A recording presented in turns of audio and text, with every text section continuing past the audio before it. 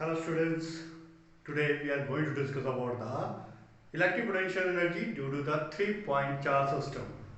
In the previous video we have discussed about the electric potential energy due to the 2-point charge system. If you remember or if you did not watch that video, please go through that video, then after come to watch this video. ठीक है? Now listen here.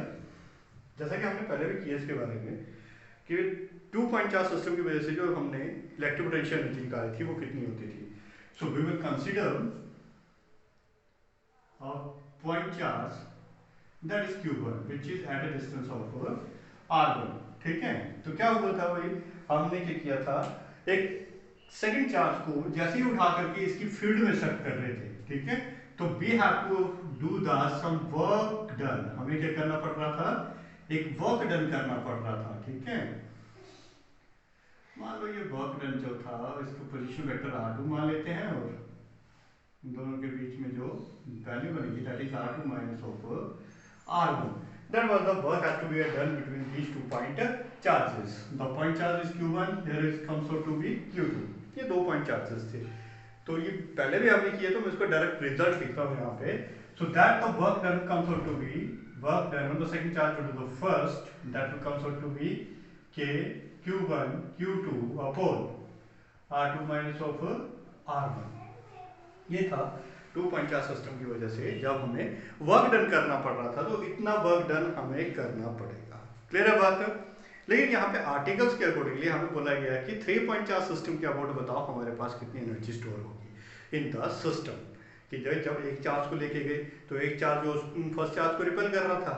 ठीक है, ये first charge जो था second charge आने वाले को रिपेल कर रहा था because of its on electric field. वो भी तो एक तरह के फोर्स अप्लाई कर रहा है. ठीक है, तो हमने जबरदस्ती क्या किया, इस चार्ज को यहाँ पे सेटअप किया, तो हमें क्या करना पड़ा, वर्क डन करना पड़ा. वही वर्क डन जो है एनर्जी की फॉर्म में store, that is the work done. अब क्या हुआ, एक थर्ड चार्ज को उठा करके हम क्या करते हैं, इन दोनों की फील्ड में सेट करेंगे. जैसे हम एक थर्ड चार्ज को उठाएंगे, इनफाइनाइट से उठा करके लेके आए, and we have to set the charge in the field of these two charges which are already in the system. मान लो that charge is q3 and the position vector of this charge is r3 represented as. very well.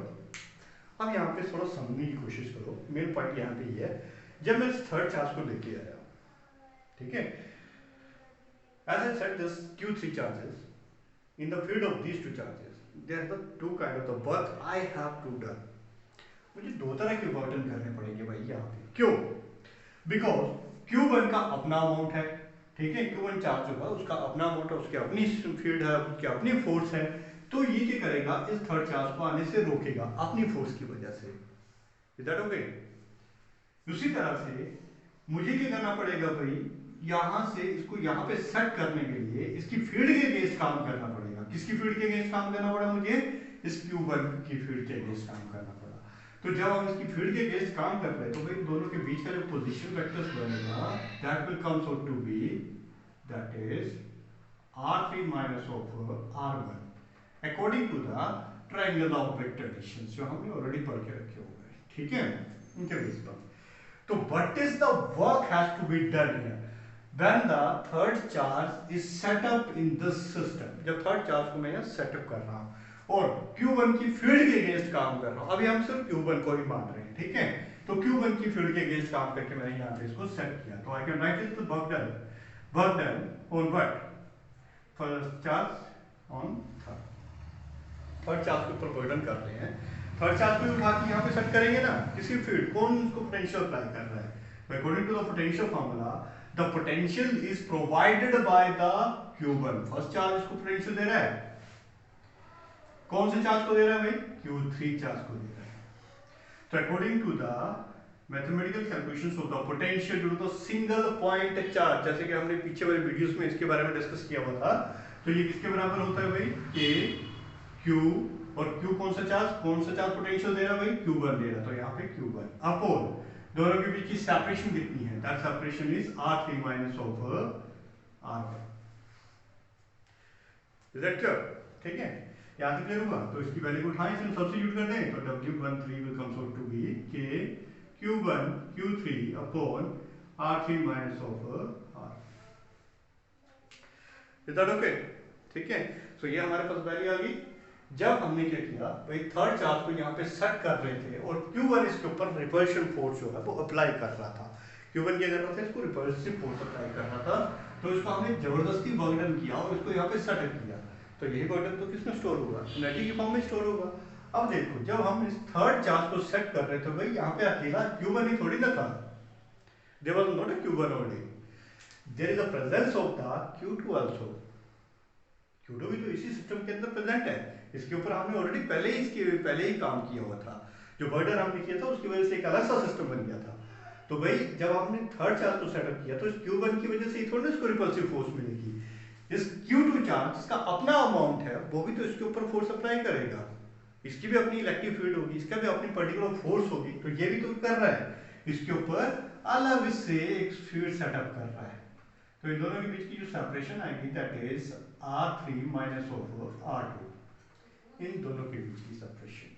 तो but it has to be work done on the third charge due to the second in the field of the second potential। ठीक है, second के field में हम जब इसको setup करेंगे तो what is the work done? Work done का फॉर्मूला जो होता है according to the electric potential, that is work done is equal to potential into charge. अब पोटेंशियल कौन प्रोवाइड करेगा, Q2 की फील्ड में सेट कर रहे हैं तो Q2 ही इसको पोटेंशियल प्रोवाइड करेगा, तो यहाँ पे हम लिखेंगे V2, potential provided due to the second charge. किसके ऊपर पोटेंशियल प्रोवाइड कर रहा है भाई, थर्ड चार्ज के ऊपर पोटेंशियल प्रोवाइड कर रहा है। That is the basic formula which we have studied earlier in the previous lectures. ठीक है, तो यहाँ पे हम इसकी वैल्यू सब्स्टिट्यूट करते हैं भाई, V2 जो हमारे पास आएगा according to the calculations that is KQ2 upon कितना बनेगा इन दोनों के बीच की separation, that is R3 minus of R2। Substitute the value here in the above equation. So the work done comes out to be W23, that is कितना बन जाएगा, V2 की वैल्यू हमारे पास K Q2 Q3 upon R3 minus of R2। तो एक work done हमारे पास बना ये और एक वर्क डन हमारे पास बना, अच्छा सॉरी, एक वर्क डन हमारे पास ये बना, एक ये बना और थर्ड वन ये बना। तीन तरह के वर्क डन हमें करने पड़े। जब पहले एक चार्ज को सेट किया, फिर जब थर्ड चार्ज को सेट करके लेके आए तब दो अलग अलग अपनी तरह के वर्क डन करने पड़े हमें। ठीक है, तो भाई what is the net work done, net work done कितना करना पड़ा हमें, तो नेट वर्क डन निकालने के लिए क्या करें, हम इन सभी को ऐड कर दें। भाई फर्स्ट चार्ज को जब लेके आए थे, सेकंड चार्ज थर्ड चार्ज को जब सेट कर रहे थे तो हमारे पास वर्क डन हुआ था कितना, W पहले हुआ था 0.2, फिर हुआ था 1.3, फिर हुआ था 2.3। इन सभी की वैल्यू को इसमें सब्स्टिट्यूट कर दे। W12 की वैल्यू देखो हमारे पास कितनी है, K Q1 Q2 upon R2 minus of R1। W13 की वैल्यू देखो ये निकाली हमने, that is K Q1 Q3 upon R3 minus of R1। W23 की वैल्यू ये निकाली हमने, K Q2 Q3 upon R3 minus of R1। तो इन सभी में देखो कॉमन क्या आ रहा है भाई, नेटवर्क डन कितना हो जाएगा, फिर K is the common quantity, अंदर बचेगी Q1 Q2 R2 minus of what R1 plus of Q1 Q3 upon R3 minus of R1 plus Q2 Q3 upon R3 minus of what R1। क्या बात, यहाँ पे हम कुछ गड़बड़ कर रहे हैं, हाँ सॉरी, यहाँ पे R1 नहीं आएगा, यहाँ पे R2 आएगा। सेकंड चार्ज की फील्ड में सेट कर रहे हैं ना, तो यहाँ पे R2 बनेगा ये। इज दैट ओके, यहाँ तक क्लियर हुई बात की। तो मान लो अगर हमारे पास ये जो वर्क डन आ रहा है that is the total work done, तो भाई ये सारा सारा वर्क डन किस फॉर्म में स्टोर होगा, एनर्जी की फॉर्म में स्टोर होगा। Which kind of the energy, electrostatic potential energy की फॉर्म में स्टोर होगा। तो that is the total work done in the 3 point charge system. अब सपोज कर लो कि भाई मेरे पास अगर नंबर ऑफ चार्जेस आया तो मुझे कुछ नहीं करना है, यही वैल्यू को एक्सटेंड करते चल जाना है। ठीक है, तो यहाँ पे हमारे पास देखो अगर टोटल एनर्जी निकालनी नंबर ऑफ चार्जेस की वजह से, तो हमारे पास यहाँ पे दो डिफरेंट वैल्यूज आ रही हैं। Is that okay, K is a constant quantity, K में कोई चेंज नहीं आएगा। बाकी एक Q चेंज हो रहा है, यहाँ पे देखो Q1 Q2 Q1 Q3 Q2 Q3। ठीक है, तो Qi और इसको नाम दे दिए Qj अपॉन नीचे वैल्यू वाली चेंज होती जा रही है। तो देखो J क्वांटिटी पहले लिखी जाएगी, 2 पहले लिखा जा रहा है, 1 बाद में, 3 पहले लिखा जा रहा है, 1 बाद में, यानी कि लार्जर क्वांटिटी को पहले लिख रहे हैं तो J को पहले लिखेंगे और I को बाद में लिखेंगे। ठीक है, तो यहाँ पे मेंशन कर देते हैं भाई आई की वैल्यू 1 से स्टार्ट हो रही है और जे की वैल्यू कहाँ से स्टार्ट हो रही है, 2 से स्टार्ट हो रही है, अप टू द आई की वैल्यू n तक अप्रोच करेगी और जे की वैल्यू भी n प्लस 1 तक, कि एक एक्सटेंड ही रहेगी इसकी value. So this is the potential energy due to the number of the charges when placed together। जब सारे के सारे चार्जेस को हम एक यहाँ पे प्लेस करेंगे, इन सराउंडेड में इसमें प्लेस करेंगे, तो टोटल एनर्जी का जो सम ऑफ फार्मूला आ जाएगा वो हमारे पास कुछ इस तरीके से होगा। क्लियर हुई बात? ठीक है, तो this is the electric potential energy due to the 3 point charge system as well as the number of the point charge system. ठीक है, थैंक यू ऑल।